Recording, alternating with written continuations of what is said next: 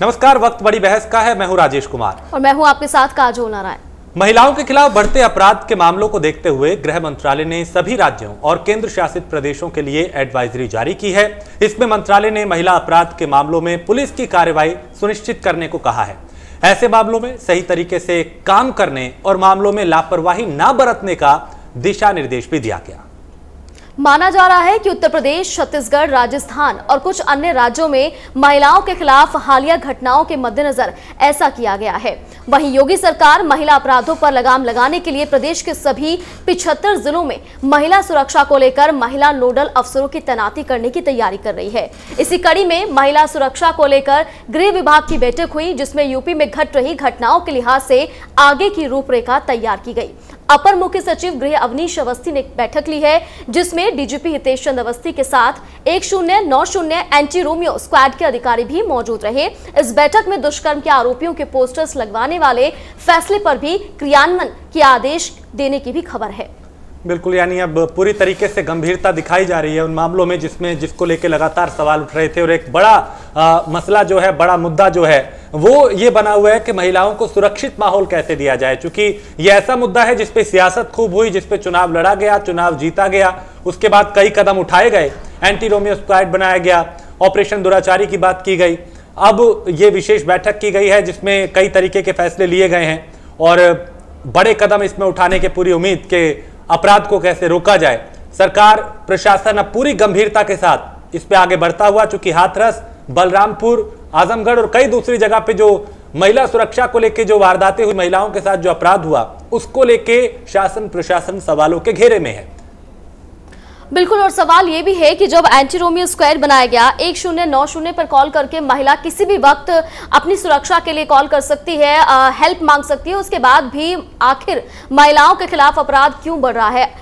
एक फैसला लिया गया था राजेश कुछ दिनों पहले कि जो भी महिलाओं के खिलाफ अत्याचार हो रहे हैं, जो भी इसमें आरोपी होंगे, उनके जो बड़े बड़े पोस्टर्स हैं और होर्डिंग्स लगाए जाएंगे, ताकि जो चेहरे हैं, जो आरोपियों के चेहरे हैं, वो हर किसी के सामने उजागर हो सके। लेकिन उससे भी कोई खासा फायदा नहीं हो पाया है, क्योंकि उसके बाद भी लगातार, चाहे मासूम बच्ची हो, चाहे छात्रा हो या फिर बुजुर्ग महिला हो, हर किसी के प्रति अपराध जो है वो बढ़ता हुआ नजर आ रहा है। बिल्कुल, और इसी बढ़ते हुए अपराध पे लगाम लगाना एक बड़ी चुनौती बनी हुई है, क्योंकि लगातार जिस तरीके की घटनाएं हो रही हैं वो शर्मिंदा करती हैं, शर्मसार करती हैं, वो सोचने को मजबूर करती हैं कि आज भी घर से कोई बहन बेटी, कोई युवती, कोई निकलती है तो उसमें कहीं ना कहीं अपनी सुरक्षा को लेके जो डर है वो बना रहता है। क्योंकि ये घटनाएं डरावनी हैं, ये डराती हैं कि कैसे दिन के उजाले में ही गैंगरेप जैसी वारदातें हो जाती हैं, उसके बाद हत्या कर दी जाती है। कई जगह कई दफा इस तरह के मामले आए, और जब दिल्ली में आपको याद होगा निर्भया कांड हुआ तो उसके बाद हमें लगा था कि कुछ हालात सुधरेंगे, शायद अब कुछ अच्छा होगा, कानून को सख्त किया गया, पूरा देश जागा था, लोग सड़कों पे थे, मांग की गई थी कि सख्त सजा दी जाए। हालांकि 7 साल लगे उन दरिंदों को भी फांसी देने में, लेकिन उम्मीद एक किरण जागी थी कि अब शायद व्यवस्था बदलेगी, अब शायद हालात सुधरेंगे, लेकिन हालात नहीं सुधरे। आज भी छोटी छोटी बच्चियों के साथ हैवानियत हो रही है। बिल्कुल, और अगर आंकड़ों की बात की जाए तो एंटी रोमियो स्क्वाड ने पूरे उत्तर प्रदेश में 35 लाख जगहों पर 43 लाख लोगों की जांच की है, खासकर के स्कूल, कॉलेजेस, बाजार, मॉल्स और पार्कों में, जिनमें 7,351 मामले दर्ज किए गए और अब तक 11,564 लोगों को एंटी रोमियो स्क्वाड से गिरफ्तार किया गया है। तो ये वो आंकड़े हैं, लेकिन सवाल ये है कि जब इतने बड़े पैमाने पर चेकिंग की गई, स्कूल हो, कॉलेजेस हो, तो आखिर ये आरोपी कहां से आ रहे हैं? जब इतने बड़े पैमाने पर गिरफ्तारी भी हो रही है तो ये आरोपी कहां से आ रहे हैं? क्यों इतने मामले बढ़ रहे हैं? बिल्कुल, और इसमें जरूरत है कि सिर्फ कानून का डंडा ही नहीं बल्कि सामाजिक स्तर पे भी इसमें ज़रूरी है कि समाज भी भागीदार बने। क्योंकि सिर्फ लड़कियों को ही कुछ लोग, कुछ ऐसे समाज, कुछ ऐसे लोग, ऐसे संगठन जो सिर्फ उन्हें कोसते हैं ऐसी वारदातों के लिए, घटनाओं के लिए, जबकि ज़रूरत है लड़कों को संस्कार देने की, जो ऐसी घटनाओं को, ऐसी वारदातों को अंजाम देते हैं। तो शासन, प्रशासन और समाज तीनों को मिलकर कहीं ना कहीं इस पे सोचना होगा, कदम उठाने होंगे, तभी एक सुरक्षित माहौल तैयार हो सकता है, बन सकता है। बिल्कुल, और इस पर चर्चा करने के लिए तमाम गेस्ट भी अब से कुछ देर बाद यहाँ पर हमारे साथ जुड़ेंगे, जिसमें हम ये जानने की कोशिश करेंगे, तमाम सवाल करेंगे कि आखिर इतने बड़े फैसले लिए जा रहे हैं, इतने बड़े लेवल की मीटिंग्स हो रही हैं, फिर भी महिलाओं को सुरक्षा आखिर क्यों नहीं मिल पा रही है। बीते अगर 3.5 सालों की बात करूं, जो कि योगी सरकार का कार्यकाल रहा है, योगी सरकार की तरफ से तमाम ये कहा जा रहा है कि हम बेहतर कदम उठा रहे हैं और इसमें कोई आशंका नहीं है कि योगी सरकार की तरफ से बेहतर कदम नहीं उठाए जा रहे हैं। बिल्कुल, और चर्चा करेंगे। चर्चा में हमारे साथ कुछ मेहमान जुड़े हैं। हमारे साथ प्रियंका राणा है, सामाजिक कार्यकर्ता, अनीता अग्रवाल हैं, प्रवक्ता भारतीय जनता पार्टी की, और हमारे साथ कुछ और लोग भी अभी जुड़ेंगे, उनका भी हम आपको तारुफ कराएंगे। लेकिन सबसे पहले अनीता जी, मैं आपके पास आऊंगा। आप ये बताएं कि महिला सुरक्षा को लेकर ये महत्वपूर्ण बैठक बुलाई गई थी, इसमें क्या कुछ एजेंडा है, क्या तैयारी है शासन प्रशासन की कि महिलाओं को एक सुरक्षित माहौल दिया जा सके? से लेकर 36 तक एक विशेष अभियान चलेगा जो त्योहार वगैरह नवरात्रि शुरू होंगे। सबसे उसमें ये है कि महिलाओं को सुरक्षा को लेकर जो आज मंथन हुआ है उसमें स्क्वाड के लोग, रोमी स्क्वाड के लोग और बाकी अधिकारी लोग सब लोग बैठ के उसमें चिंता जाहिर की है कि आखिर ऐसा क्यों हो रहा है। देखिए, अपनी तरफ से शासन प्रशासन दोनों काम में लगे हैं, लेकिन मैं आपसे एक बात कहना चाहती हूँ। मेरे से मैं हर चैनल में चीज बोलती हूँ कि सामाजिक परिवर्तन बहुत जरूरी है, सामाजिक सोच बहुत परिवर्तन करने की जरूरत है। क्योंकि जब तक हम लोग सामाजिक सोच, देखिए आज कई बार ऐसा होता है कि अभी एक केस ऐसा आया था कि माँ की डेथ के बाद लड़की, मौसी और लड़की अपने घर ले गई, मौसी के लड़के ने बलात्कार कर दिया। अब आप बताइए कि घर घर नहीं पुलिस हो सकती है, घर घर नहीं जा सकती है, लेकिन एक सोच की बात बता रहे, एक सोच का परिवर्तन बहुत जरूरी है जो हम सब आपको सक्रिय होकर करें। इससे विपक्ष की भी भूमिका जरूरी है, विपक्ष वालों को भी इसमें कम से कम सहयोग करना चाहिए।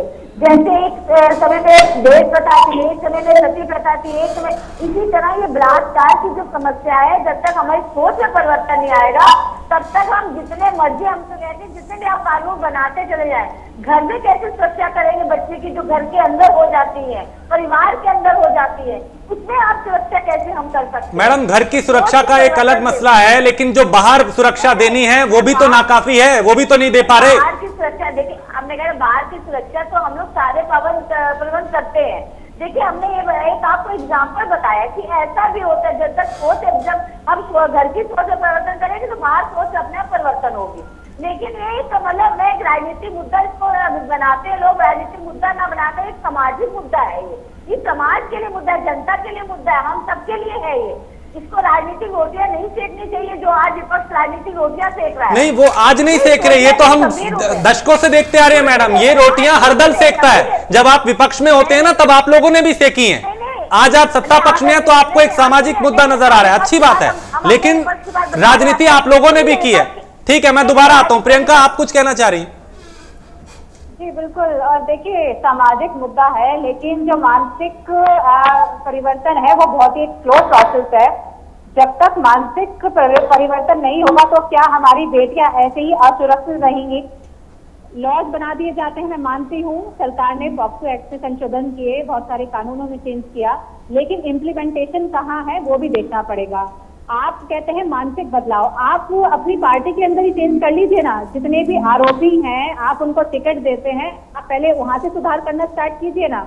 आज जो हाथरस में हुआ उसको किस तरह से आप चरित हरण का केस करके एक लड़की को पिक्चरलेस दिखा करके कई अफेयर दिखा रहे हैं, कई कुछ दिखा रहे हैं, और वो आप बाहर के लोग नहीं दिखा रहे हैं, वो आपकी पार्टियों के लोग भी हैं। वहाँ पंचायत हो रही है, जाति धर्म इसमें बांट करके आप खुद राजनीतिक मुद्दा बना देते हैं, ना कि उन लोगों पे कार्रवाई करके जो लोग इसमें ढिलाई करते हैं, लूप होल्स हैं, उनको ना आप देख करके आप उनको बिल्कुल राजनीतिक मुद्दा बना देते हैं। न्याय दिलाने की गुहार तो करें, तो किसको करें?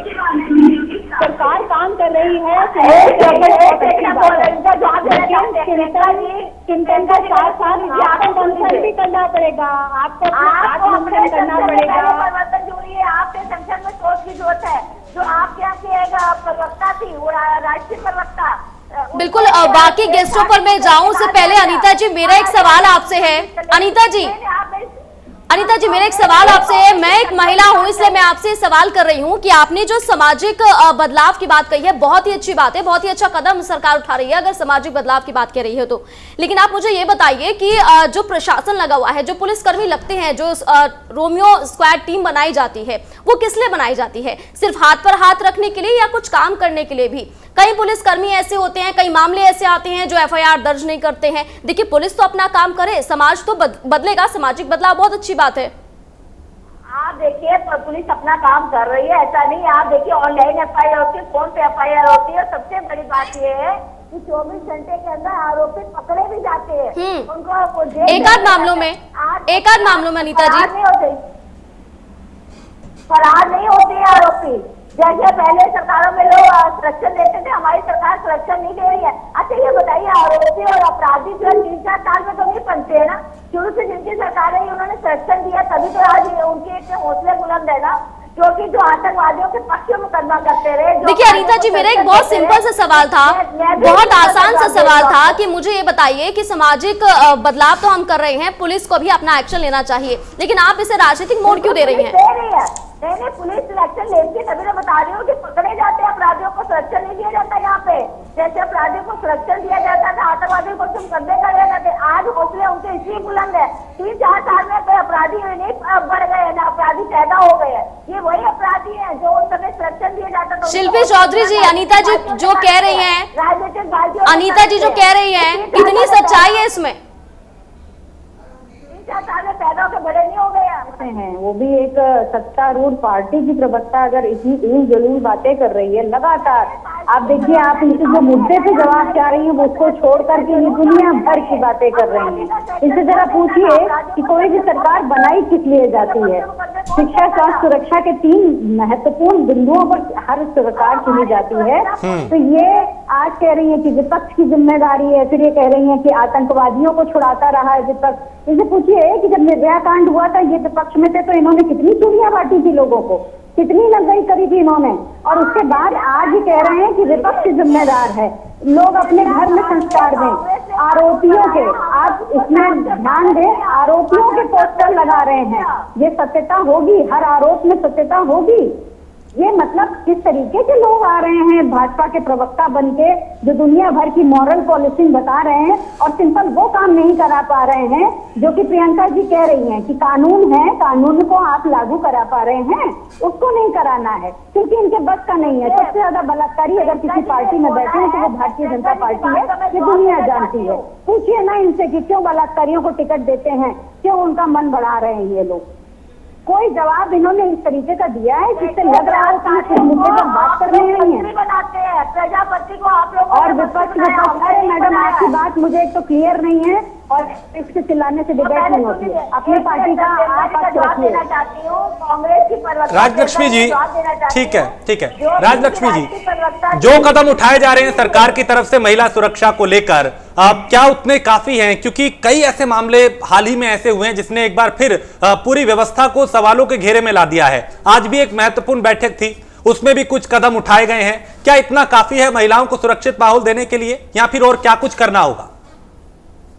ऐसा है कि ये पूरा जो डिबेट होता है आजकल महिलाओं पर जो अत्याचार हो रहे हैं और हिंसा हो रहे हैं, ये एक विपक्ष और सत्ताधारी जो पार्टियां हैं उनके बीच तक सीमित रह जाता है कि आपने फलाना क्यों नहीं उठाया, आपने क्यों नहीं उठाया वगैरह वगैरह। यही है डिबेट का पूरा फ्रेमवर्क आज के दौर में देखा जाए तो।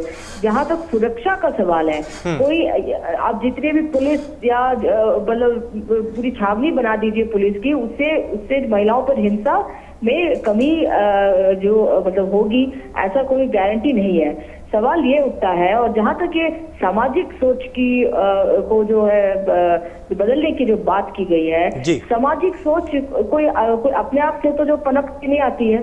इसमें हमारे जो मुख्य धारा की जो पार्टियां हैं उन्होंने आज तक मतलब कौन से ऐसे जो कदम उठाए हैं कि समाज में सोच जो है बदले महिलाओं के प्रति। उनके खुद के वक्तव्य जो है इतने प्रॉब्लमैटिक रहे हैं, जो महिलाओं पर हिंसा जो है कोई एक तरीके से बढ़ावा ही दिया इन्होंने। और इसीलिए कोई अगर ये कोई अगर वायलेंस का एक इंसिडेंट होता है, हिंसा की एक वारदात होती है, उसके बाद इससे पूरा चर्चा होने लगता है, उसके बाद सब कुछ बिल्कुल जो वैसे रह जाता है। महिलाओं के बराबरी का सवाल है।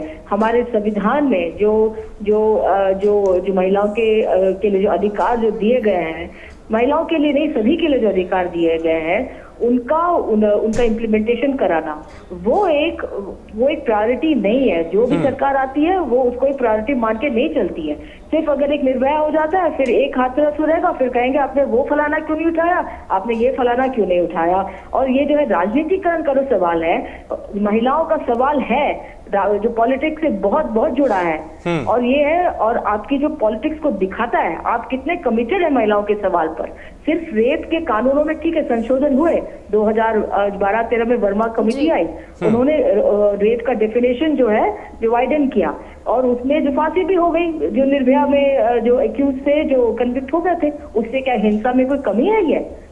जो आपकी आर्थिक जो व्यवस्था है वो उसका और जो सामाजिक व्यवस्था से बहुत बहुत लेना देना है। और ये आर्थिक व्यवस्था में जो बराबरी हो रही है उसमें महिलाओं का भी का स्टेटस जो है एकदम बद से बदतर होता चला जा रहा है। तो हमारी आर्थिक व्यवस्था किस तरीके से, किस ट्रैजेक्टरी पे आज के दौर पे चल रही है, उस पर भी सवाल उठाना चाहिए। हमारा डेवलपमेंट का जो मॉडल है उस पर भी सवाल उठाना चाहिए। और ये जो रोमियो स्क्वाड वगैरह ये बिल्कुल बकवास है। हमारे कॉन्स्टिट्यूशन में पूरा उन्होंने जो अधिकार दिया है कि आप अपने चॉइस से कि आप जो है किसी को भी पार्टनर आप जो है मान सकते हैं। सेक्शन 371 तक एबॉलिश हो गया है।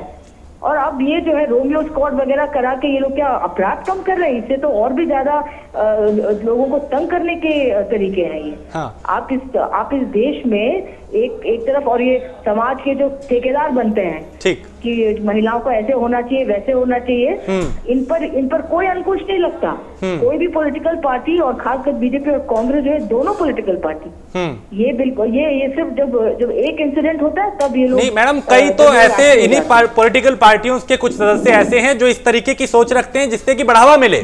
कई बयान हमारे सामने आए, कई वीडियोस ऐसे सामने आए। बिल्कुल।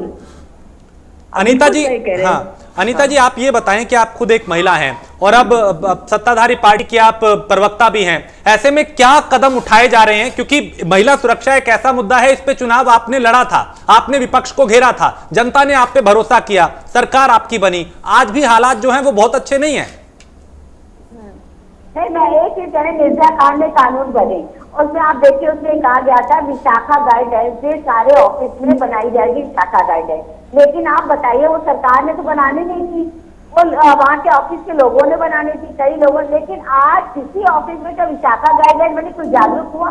क्योंकि आज हम लोग कानून तो बनाते हैं लेकिन उसका हम लोग खुद ही इम्प्लीमेंट नहीं करते। सबसे बड़ी बात ये है, अगर विशाखा गाइडलाइन सब जगह बनी होती तो कम से कम लोग उसमें काफी सुरक्षा, लेकिन आज क्यों नहीं बनी है? क्यों नहीं? आप लोग क्योंकि सरकार को तो नहीं बनानी थी ना। उन्होंने तो कानून बनाया कि आप लोगों को अपने ऑफिस में जागरूक होने के बाद, मैंने वो पहले बोला है कि सामाजिक जागरूकता, मानसिकता बहुत जरूरी है। लेकिन आप अच्छा आज ये कह रहे महिलाओं के लिए हमने 112 नंबर, 100 नंबर, 102 नंबर, हम लोगों ने सारी चीजों को ऑनलाइन महिलाओं की पूरी सेफ्टी, तुरंत आप फोन करिए, तुरंत पुलिस अवेलेबल होती है, 24 घंटे में आरोपी पकड़े भी जाते हैं। ऐसा नहीं है कि हाथ से हाथ धरा पुलिस बैठी रहती है। लेकिन हाँ, ये बात मैंने फिर की आपसे कि आज जो प्रियंका जी बोल रही थी, प्रियंका जी से कही पहले आप अपने संगठन में सबसे सुधारे, क्योंकि इनके यहाँ की राष्ट्रीय प्रवक्ता छेड़छाड़ के नाते उन्होंने पार्टी छोड़कर शिवसेना में गई। इन्हीं के यहाँ की मंजरी दीक्षित प्रवक्ता, उन्होंने छेड़छाड़ का आरोप लगाया। संगठन में महिलाएं सुरक्षित है, ये बाहर की बात सुरक्षा की करती है। कांग्रेस को तो बोलने का कोई अधिकार ही नहीं है क्योंकि उनके अपने संगठन में लोग सुरक्षित नहीं है। आज कांग्रेस में पुजारी का बात है, राजस्थान में क्या हाल है, कैसे उनके साथ रजिस्ट्रियां हो रही हैं। नहीं, ये प्रियंका किसी पार्टी की प्रवक्ता नहीं है, वो सामाजिक कार्यकर्ता बतौर यहाँ बैठी है पैनल में। नहीं वो बैठी है, लेकिन हम कह रहे हैं आप वहाँ पे क्यों नहीं बोल रहे? राहुल और प्रियंका क्यों नहीं बोलती है वहाँ पे? कैसे नहीं क्यों नहीं बोलते? सबसे बड़ी बात यह है कि आज जो है जो काम बस दुर्भाग्य तो यही है ना मैडम कि आप वहां नहीं बोलते, यहाँ नहीं बोलते, वहां रेप हुआ, वहां छोटा था, वहां बड़ा था, यही सब होता रहता है। गंभीरता तो दिखाई नहीं देती हमें, एक दूसरे को घेरा जाता है। यही अभी राजलक्ष्मी जी कह रही थी। शिल्पी, आप कुछ कहना चाह रही हैं? ठीक है, मैं आता हूँ। शिल्पी जी, आप कुछ कहना चाह रही हैं? मैं अनीता जी को कुछ बताना चाह रही हूँ। प्रियंका जी पर इन्होंने बहुत सारे सवाल खड़े कर दिए, लेकिन शायद इनको नहीं पता है कि विशाखा जो समिति बनती है, जो विशाखा गाइडलाइंस है, वो केवल कार्यस्थल उत्पीड़न के विषय में है, ऑफिस के लिए है। दूसरी बात, 112 की ये बात कर रही हैं। 112 जो है एक जनरल हेल्पलाइन है, पुलिस की इमरजेंसी नंबर है। उनसे पूछिए कि इनकी सरकार ने 1090 क्यों बंद करी है। अगर आज की तारीख में ये बता दें तो 12 से लेकर 17 5.5 लाख मामले 1090 में वुमेन और उनको सुरक्षा किए थे, निस्तारित किए थे, छेड़छाड़ के दुनिया भर के 5.5 लाख मामले उसके द्वारा निस्तारित हुए थे, वो हेल्पलाइन योगी आदित्यनाथ ने क्यों बंद कर दी? किससे उनकी लड़ाई है? उत्तर प्रदेश की महिलाओं से उनकी लड़ाई है या कि उनकी पूर्व की सरकार से लड़ाई थी? और पूर्व की सरकार से लड़ाई में आप महिलाओं का इतना बड़ा नुकसान किस तरीके से कर सकते हैं? आज की तारीख में 1090 बंद की जा चुकी है। झूठ बोलती है ये पार्टी, हमेशा से झूठों की पार्टी रही है। और 112 जो एक नॉर्मल इमरजेंसी नंबर है, उसमें अगर आप फोन मिला लीजिए तो पौन घंटे से बिल्कुल शिल्पी जी, आपके पास वापस लौटेंगे। प्रियंका राणा जी लगातार कुछ कहना चाह रही हैं। अब प्रियंका, एक सवाल ये है कि आप सामाजिक कार्यकर्ता हैं, और क्या सामाजिक बदलाव की जिम्मेदारी सिर्फ एक सामाजिक कार्यकर्ता की है? जो आम जनता है, जो सत्ता पक्ष है, जो विपक्ष है, या हम जैसी महिलाएं हैं, क्या इनका कोई हक नहीं बनता कि हम इसमें बदलाव लेकर आए? जी बिल्कुल बनता है। और देखिए, हर तरह से अवेयरनेस होना बहुत जरूरी है। घर घर में हर एक माँ को, चाहे माँ हो पिता हो, अपने बच्चों को ये समझाना पड़ेगा कि जब भी आप घर से बाहर निकले तो महिलाओं को सम्मान कैसे दिया जाए। माँ को अपने बेटे को समझाना पड़ेगा कि अगर तुमने गलत नजरों से किसी भी महिला को देखा या किसी भी बच्ची को देखा तो सबसे पहले तुम्हारी माँ खड़ी होगी तुम्हारे खिलाफ।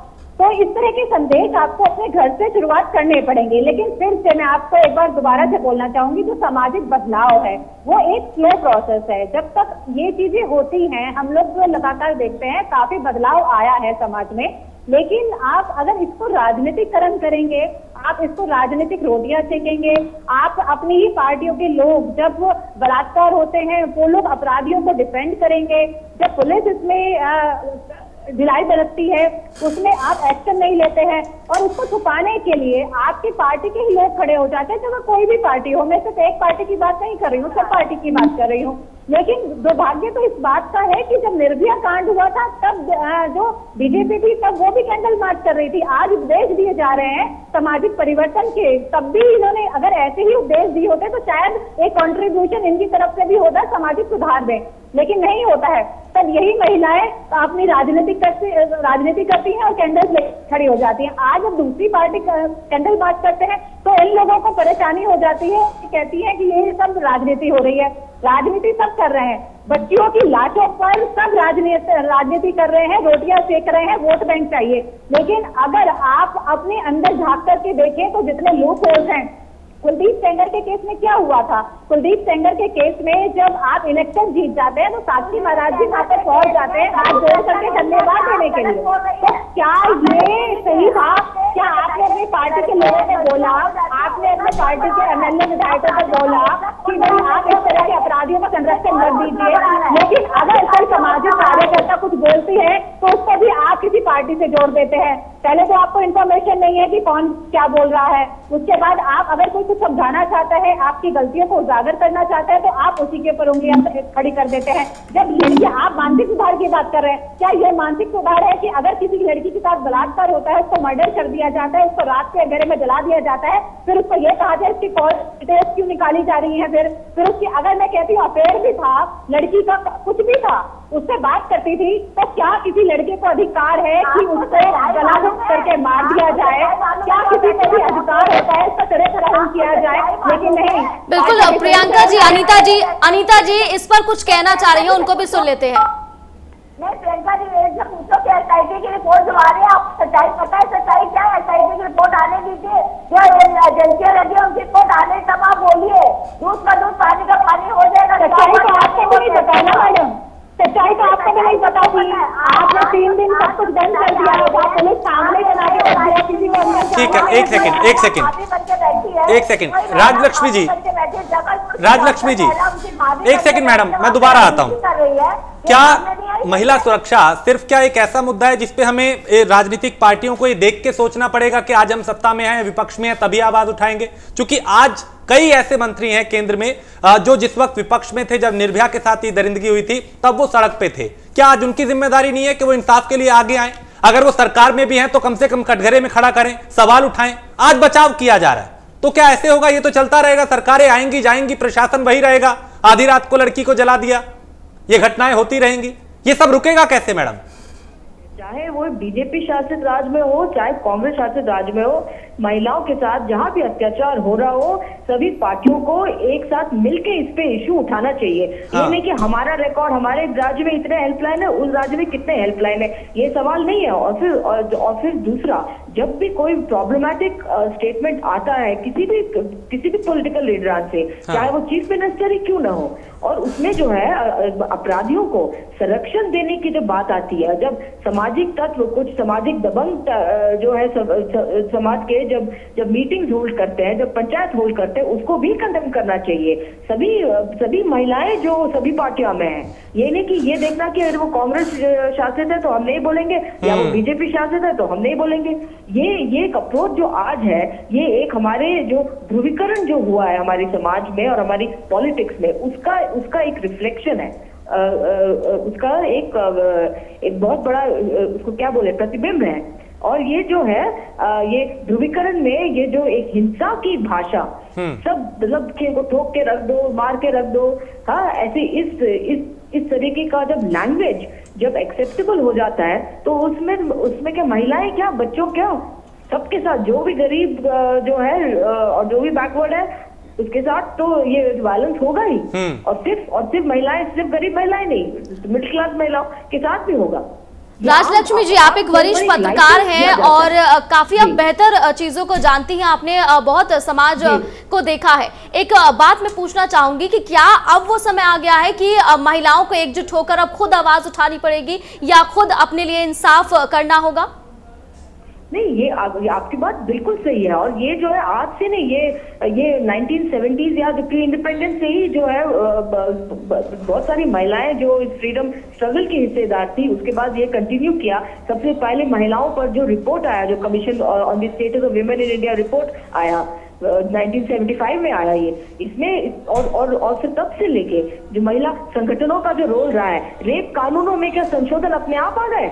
ये महिला जो संगठन है, लड़ के उन्होंने एक संशोधन जो है पारित करवाया। बिल्कुल राजलक्ष्मी जी, लेकिन कई बार ऐसा होता है कि महिलाएं जो हैं वो चुप हो जाती हैं, कई बार परिवार का दबाव होता है, कई बार राजनीतिक दबाव हो जाता है। देखिए, मैं किसी सत्ता पक्ष या विपक्ष को नहीं बोल रही हूँ, राजनीतिक दबाव होता है, कई बार महिलाएं जो है इज्जत के डर से नहीं बोल पाती हैं, कई बार दबंगों का डर होता है। बिल्कुल आपकी बात सही है। तो इसमें जो जिम्मेदारी किसकी बनती है? इसमें जो पॉलिटिकल जो एस्टैब्लिशमेंट है उसकी जिम्मेदारी होती है ना कि ये डर का माहौल खत्म करे, हाँ, एक भरोसा हो सिस्टम पे करे।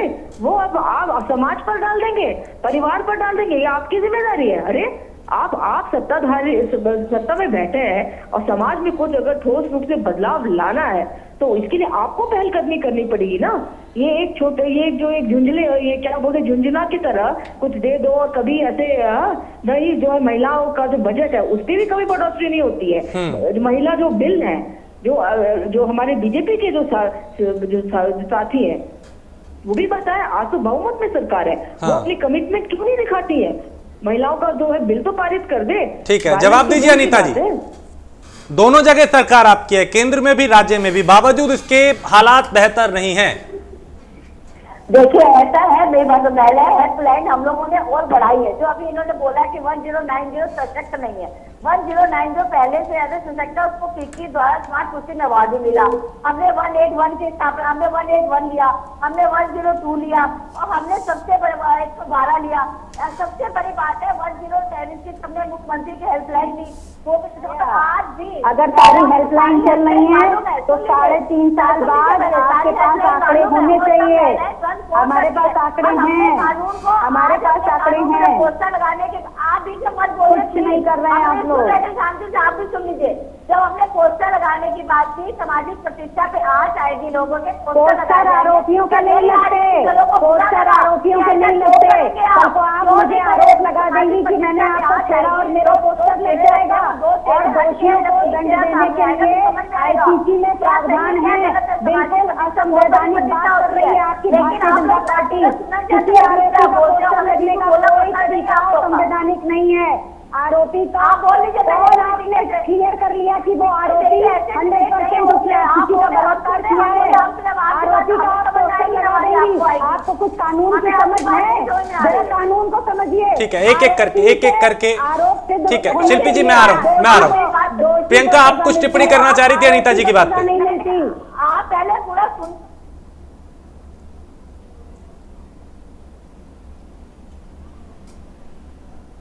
प्रियंका जी की आवाज उठाएं। अब प्रियंका जी की आवाज नहीं आ पा रही। शिल्पी मैं आपके पास आता हूं, मैं दोबारा आ रहा हूं। प्रियंका जी आपकी आवाज नहीं पहुंच पा रही थी। शिल्पी जी आप ये बताएं, ये कैसा मुद्दा है जिस पे मुझे नहीं लगता कि राजनीति होनी चाहिए। आप खुद एक महिला हैं, भले ही विपक्ष में हैं, लेकिन जिम्मेदारी यहां बनती है कि एकजुट होकर ऐसा आवाज उठाई जाए साथ में, जिससे कि अपराधियों के दिलो दिमाग में डर हो, जिससे कि ऐसा अपराध रुक सके, जिससे एक सुरक्षित माहौल बने। क्या राजनीति से इधर का भी सोचा? अगर अपराधियों में डर होगा तब जब उनको सजा मिलेगी। वो सरकार जो चिन्मयानंद जैसे बलात्कारी पर से सारे केस वापस लेके उसकी रिहाई करवा रही है, उसको आप सोच रहे हैं कि वो किसी को डरा पाएगी? सबसे बड़ा बलात्कारी इनकी पार्टी का बंदा है और उसके ऊपर से ये सारे केस वापस लेके उसको रिहा करवा रहे हैं। कुलदीप सिंह सेंगर आज पैरोल पे छूटा घूम रहा है। आप कहते हैं कोई डरेगा इनसे? कैसी बकवास बातें करते हैं ये, पब्लिक को बरगलाने की बातें करते हैं। एंटी रोमियो स्क्वाड का क्या मतलब है? एंटी रोमियो स्क्वाड ने न जाने कितने भाई बहनों को बदनाम कर दिया, कितनों को पुलिस वालों ने मारा और कितनों से अवैध उगाही की गई है। विपक्ष इन सब बातों पे बात न करे। आरोपी और दोषी का बहुत बड़ा डिफरेंस होता है, जो इन मूर्खों को बिल्कुल नहीं पता है, इनको पता होना चाहिए। आरोप किसी पर भी लग सकता है, लेकिन दोषी को सजा मिलती है।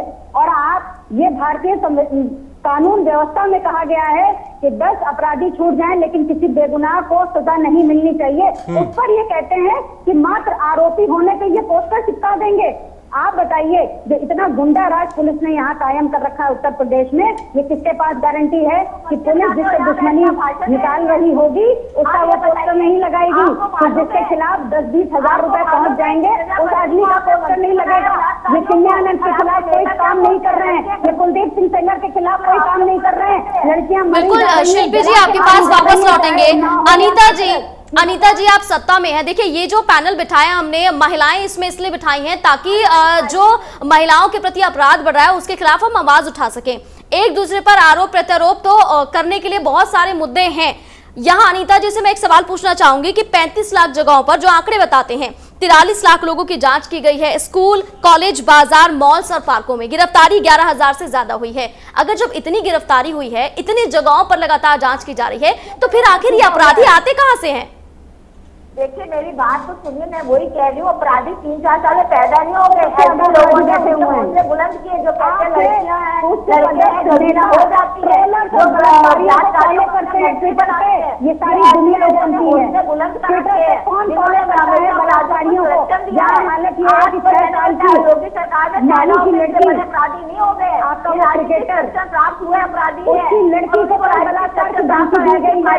ये 6 साल में ये भारत का निर्माण हुआ है, ये विकास हुआ है वाला है। इस चीज को क्रिकेटर की बच्ची को देखिए अनीता जी, इस पैनल को इस डिबेट में इसलिए बिठाया गया, इसलिए चर्चा हम करें ताकि हम कोई हल निकाल सके, कोई ऐसे सुझाव हमें इस पैनल में, क्योंकि आप सभी अनुभवी हैं, आप सभी से अनुभव की हम निकालने का मतलब। अनीता जी, अनीता जी आप सिर्फ ये बता रही हैं कि अनीता जी आप मेरी बात नहीं सुन रही हैं, आप सिर्फ ये कहना चाह रही हैं कि अपराधी जो हैं वो 3 सालों में नहीं बने हैं, पहले से ही अपराधी चले आ रहे हैं। देखिए हम तो उम्मीद यही कर रहे हैं ना सरकार से कि और ज्यादा बेहतरी हो। हम ये नहीं कह रहे कि सरकार कोशिश नहीं कर रही, सरकार बहुत कोशिश कर रही है, लेकिन उस कोशिश का जो हल है, जो निष्कर्ष है, वो सही नहीं निकल पा रहा है। नहीं, जो नहीं निकल पा रहे नहीं। कितने अपराधी हम लोगों ने जेल भेजे, कितने अपराधी यहाँ से चले गए। पहले लोगों का पलायन होता था, लोग टिकते नहीं थे। आपको मालूम है उत्तर प्रदेश में कितना पलायन होता था, लोगों रहना मुश्किल हो गया था यहाँ पे लोगों का। यहाँ से लोग चले जाते थे, आज कहाँ पलायन हो रहा है? पलायन जैसा मुद्दा अलग है अनीता जी। नहीं, आप ये बताइए मुद्दा क्या? वही मुद्दा है जिनका जो मुद्दा, महिलाओं के मुद्दों का पलायन से कैसे जोड़ सकती है? पलायन तो बहुत सारी चीजों को लेकर हो सकता है ना, सिर्फ महिलाओं के प्रति जो अपराध बढ़ रहा है हम उस पर बात कर रहे हैं। बताइए, अच्छा कश्मीर का मुद्दा क्या था? महिलाओं को लेकर नहीं था। आज जो कश्मीर पर जो समस्या पैदा हुई है, जो वहाँ पे कश्मीर लोगों से वहाँ पंडितों को भगाया, क्या वह ये मुद्दा नहीं था क्या?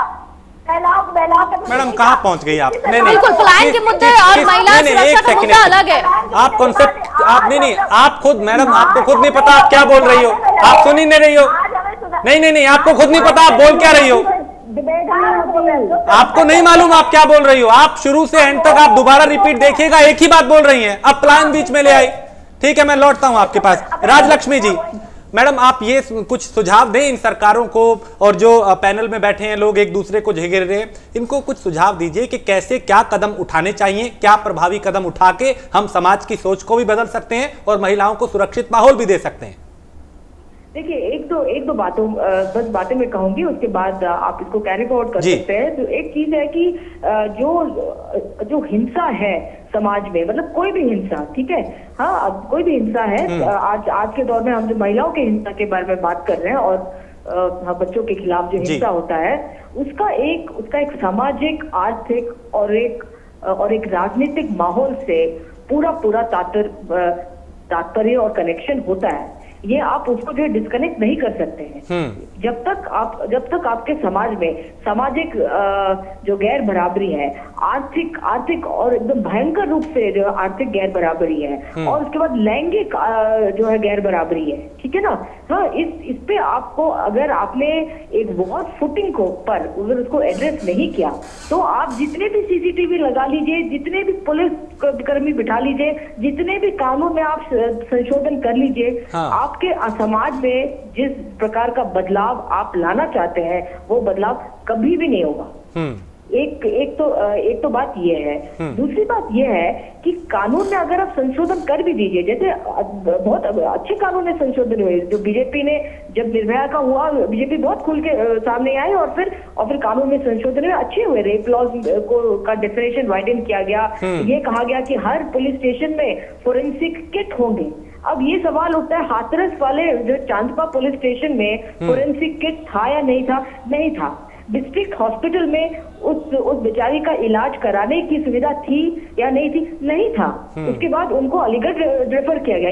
और ये सिर्फ उत्तर प्रदेश का सवाल नहीं है, और ये सिर्फ योगी आदित्यनाथ का वहां पे राज है इसलिए वो सवाल नहीं है। ये हर एक राज्य का सवाल है, जहाँ पे आपकी हेल्थ सुविधाएं, आपकी शिक्षा को लेकर जो सुविधाएं हैं, वो इतनी खराब है कि उसमें जो है, उसमें एक्सेस का होना, जिसमें हम एक्सेस टू इक्वल एक्सेस की बात करते हैं, हाँ, टू हेल्थ एंड एजुकेशन, वो बिल्कुल ना के बराबर है। जो वाल्मीकि परिवार है जिनके साथ हादसा हुआ, उनकी कोई भी एक भी बेटी स्कूल नहीं गई आज तक। और जो वहाँ के उसी गांव के जो अन्य जाति के लोग हैं, उनकी बेटियां स्कूल जाती हैं, साइकिल में जो है बकायदा जाती हैं। ठीक है, इनके पास न तो एक आर्थिक रूप से जो उनका जो पिछड़ापन था, सामाजिक रूप से पिछड़ापन है, और उसके ऊपर ये जो अत्याचार जो होते हैं, तो ये जो आकस्मिक, ये ऐसा नहीं कि कोई जो कोइंसिडेंस है, और कि किसी कुछ लोगों के डीएनए में अत्याचार करना होता है, ये नहीं होता है। पर लेकिन आपको अगर आपके आर्थिक और सामाजिक स्टेटस के जो बेसिस पर अगर आपको प्रोटेक्शन मिलता है, संरक्षण मिलता है, तो क्यों ना हौसला बढ़ेगा किसी का। तो अगर आपको अब जो मैंने शुरू में कहा कि ये जो क्राइम का जो संबंध है, जो वायलेंस का संबंध है, ये 3 चीजों से है।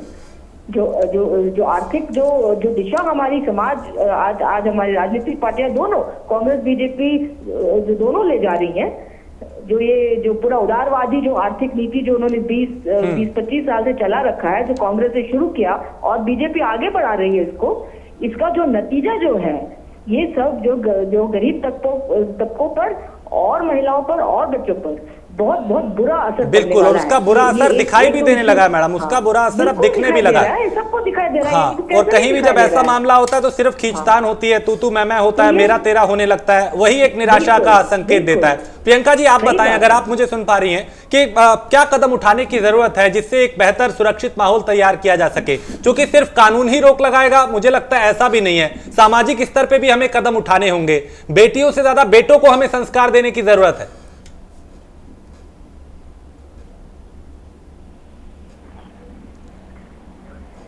प्रियंका जी, आप सुन पा रही हैं? प्रियंका तक शायद मेरी आवाज़ नहीं पहुंच रही, फिर कोशिश करेंगे उन तक आवाज़ पहुंचे। लेकिन अनीता जी आप बताएं कि सामाजिक स्तर पे कुछ सोच बदलने के लिए एक ज़रूरत है, इसमें कोई दो राय नहीं, और मैं नहीं चाहता कि इस मुद्दे पे किसी तरह की सियासत हो, राजनीति हो, तू मैं हो। आप ये बताएं कि क्या कदम ऐसे उठाए जा रहे हैं शासन की तरफ से कि जिससे एक सुरक्षित माहौल तैयार किया जा सके। मैंने शुरुआत में भी आपसे पूछा था, फिर एक बार पूछ रहा हूं।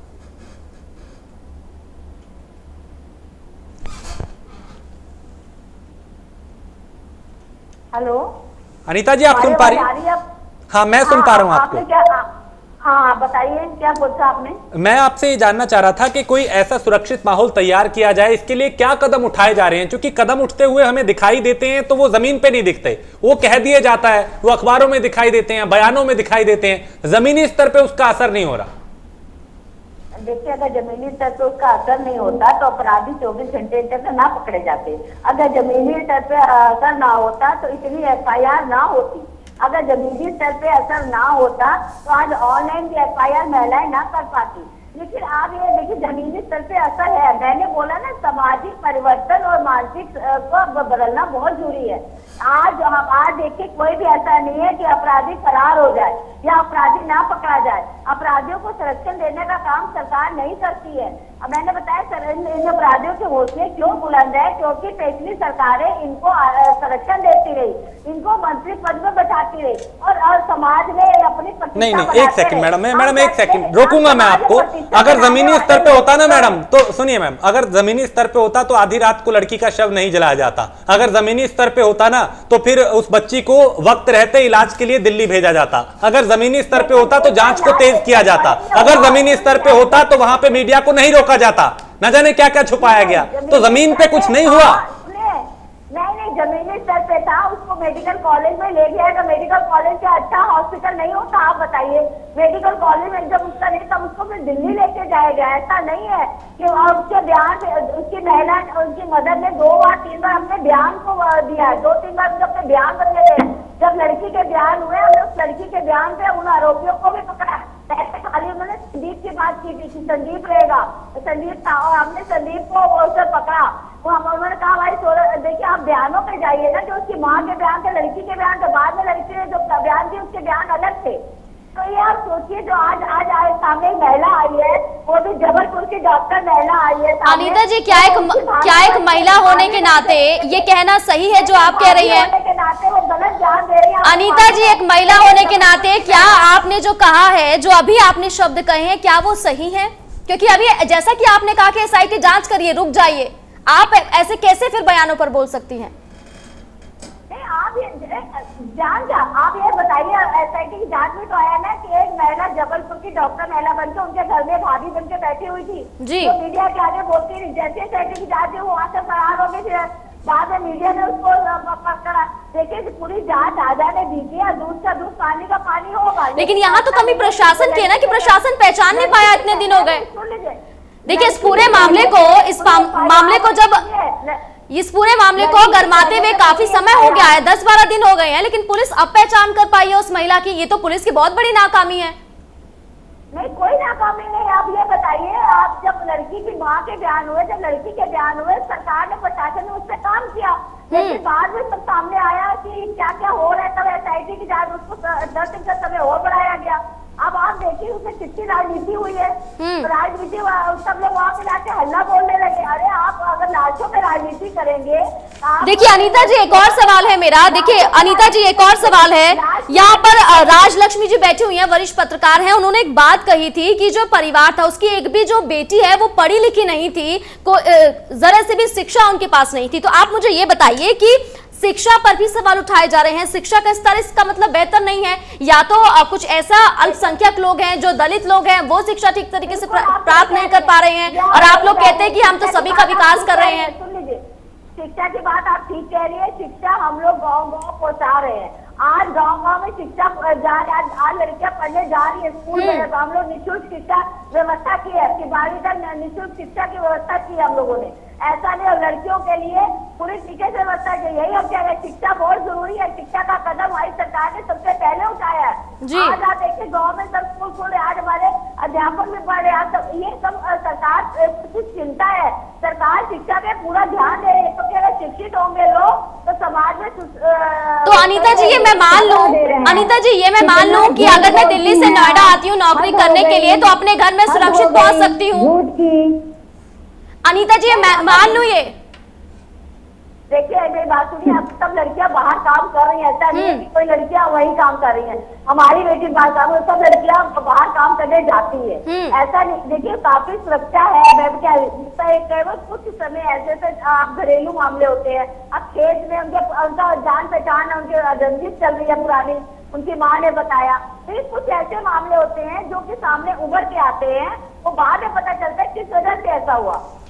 बिल्कुल अनीता जी आपके पास वापस लौटेंगे। शिल्पी जी हमारे साथ बनी हुई हैं। शिल्पी जी, अनीता अग्रवाल जी जो कह रही हैं उसका जो जवाब है मैं आपसे लेना चाहूंगी।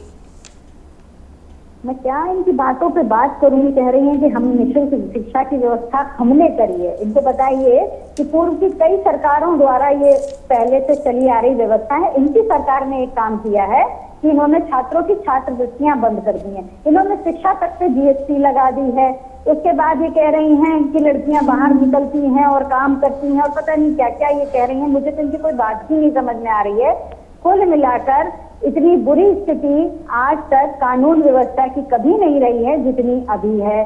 उस पर ये कुछ नहीं बोलना चाहती हैं। ये कह रही हैं उस लड़की के बहुत सारे मामले निकल के आए, तो बहुत सारे मामले फ्रेम करने में पुलिस हमेशा से अव्वल रही है। देखिए शिल्पी जी, आज आप विपक्ष में हैं तो आप सत्ता पक्ष पर सवाल उठा रही हैं। देखिए आप ही की सरकार थी जब कुछ ऐसे बयान दिए गए थे जिसे सुनकर हर महिला शर्मसार हुई थी। बयान तो देखिए इनकी सरकार में कमा रहे हैं, बयानों पे मत जाइए। इनकी सरकार तो बनी ही इस बात पे थी कि कब आप जो कहे वो ठीक, आपके बयानों पे नहीं जाना चाहिए, आप सवाल उठा सकते हैं। आप सबसे बड़ा बयान क्यों भूल रही हैं? इनकी ये सरकार बनी थी कि हम धर्म विशेष के लोगों का कब्र से निकाल के बलात्कार करेंगे। पूछिए इनसे, ये मना कर दें, पूछिए इनसे ये मना कर दें। पूरी सरकार इन्होंने इस बलात्कार के बयान पे बनाई है। ये आप किस बात पे बात कर रही हैं? आज क्यों उत्तर प्रदेश की कोई औरत रो रही है? क्योंकि उन्होंने बलात्कारियों को चुना था। बलात्कारियों की सरकार लाने में उत्तर प्रदेश वालों का खुद का हाथ था, तभी तो बलात्कार बढ़े हैं। यहाँ से 60 किलोमीटर दूर उन्नाव में 6 महीने में 850 बलात्कार हुए। पिछले सितंबर का आंकड़ा, पिछले साल से इस साल के आंकड़े आप ले लीजिए और बढ़े हुए आंकड़े आपको मिलेंगे। आंकड़े तो आपकी सरकार के भी बहुत है शिल्पी जी, आंकड़े तो आपकी सरकार के भी बहुत है मेरे पास। अरे आप आंकड़े दीजिए ना सरकार, हम मान लेंगे कि हम बलात्कारियों की सरकार थे। अभी तो आंकड़े इनके हैं ना, अभी तो आंकड़े इनके निकल के आ रहे हैं। इन्होंने कहा ना कि हम कब्र से निकाल के, तो विपक्ष की कोई जिम्मेदारी नहीं बनती। विपक्ष सिर्फ सत्ता पक्ष को घेर सकता है, आपकी कोई जिम्मेदारी नहीं है। आप एक महिला हैं, आप आवाज उठा सकते हैं आराम से। हम क्या कर रहे हैं? आप आवाज उठाइए, आप विपक्ष में हैं। आवाज रुकिए मैडम, हम ही लोगों ने आवाज उठाई है तो इनके पुलिस वालों ने हमारी छातियां दबाई हैं। अभी लखनऊ विश्वविद्यालय के बाहर की घटना है, ये नंगे लोगों की सरकार है। ये समाजवादी पार्टी की बच्चियों की छातियां दबाई हैं, इन्होंने कपड़े फाड़े हैं भाजपाई सरकार ने, भाजपाई पुलिस ने। आप पूछिए इस विपक्ष क्या आवाज नहीं उठा रहा है? प्रियंका गांधी के साथ जिस तरीके से बदतमीजी हुई, पूरे सिर्फ राजनीति करने के लिए आवाज नहीं उठानी है शिल्पी जी, सिर्फ राजनीति करने के लिए आवाज नहीं उठानी है ना। महिला, आप महिला हैं, यहाँ पैनल महिला का इसलिए बिठाया गया है ताकि हम इंसाफ के लिए आवाज उठा सके। तो हम करवा तो रहे हैं ना। हम लोग पुलिस वालों को कह रहे हैं कि आइए हम आवाज उठा रहे हैं, हमारी बलात्कार करिए, यही तो कर सकते हैं हम। उसके बाद जो कुछ भी करेंगे तो इनकी पुलिस रोज 10 मुकदमे लिख के हम लोगों को अंदर भी तो करती है। पूछिए इनकी पुलिस क्या नहीं कर रही है? अनीता जी जवाब दीजिए।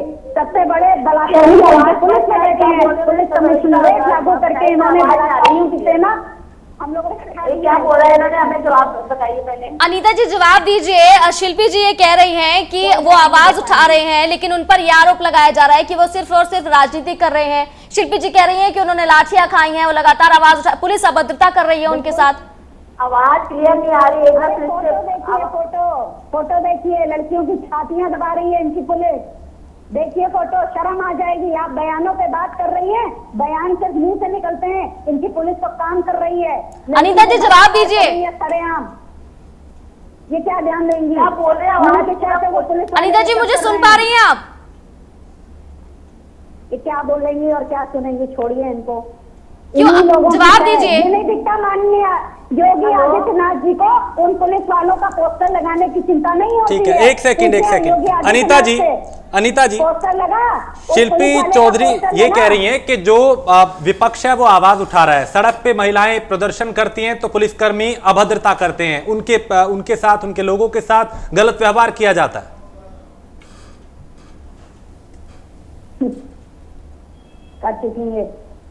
मेरी आवाज शायद अनीता जी के पास नहीं जा पा रही। राजलक्ष्मी जी हमारे साथ हैं। राजलक्ष्मी जी, सत्ता पक्ष एक दूसरे को घेरने लगते हैं शुरू से एंड तक, और कितनी भी डिबेट हम कर लें एक ही स्टैंड रहता है कि साहब हमें उनको गिनवाने हैं कितने उनके राज में हुए बलात्कार, उनको इनका होता है कि कितने हुए। लेकिन आप ये बताएं मैडम, बच्चियों को सुरक्षा कैसे मिलेगी? अगर जिनकी जिम्मेदारी है वो उससे छुपते हुए नजर आएंगे या कदम ठीक से नहीं उठाएंगे, तो फिर आशा की जो किरण है वो कैसे दिखाई देगी?